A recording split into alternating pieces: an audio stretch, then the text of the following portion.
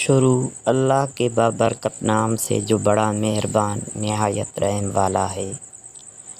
حضرت ابو ہریرہ رضی اللہ عنہ سے روایت ہے کہ رسول اللہ صلی اللہ علیہ وآلہ وسلم کی خدمت میں ایک دیہاتی آیا اور اس نے عرض کیا، اے اللہ کے رسول صلی اللہ علیہ وسلم، مجھے کوئی ایسا کام بتا دیجئے کہ اگر میں اس پر عمل پیرا ہوں تو جنت میں داخل ہو جاؤں۔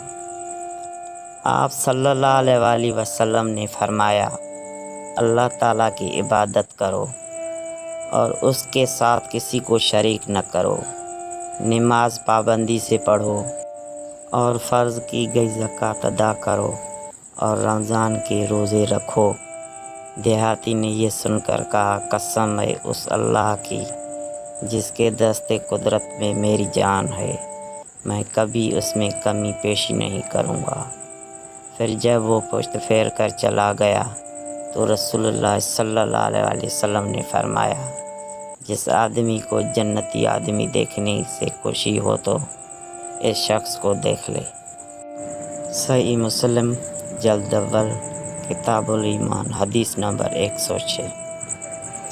پیارے دوستو، اگر یہ ویڈیو آپ کو اچھی لگی ہو تو لائک کریں، شیئر کریں اور اس طرح کی ویڈیوز دیکھنے کے لیے ہمارے چینل کو سبسکرائب کریں۔ بہت شکریہ۔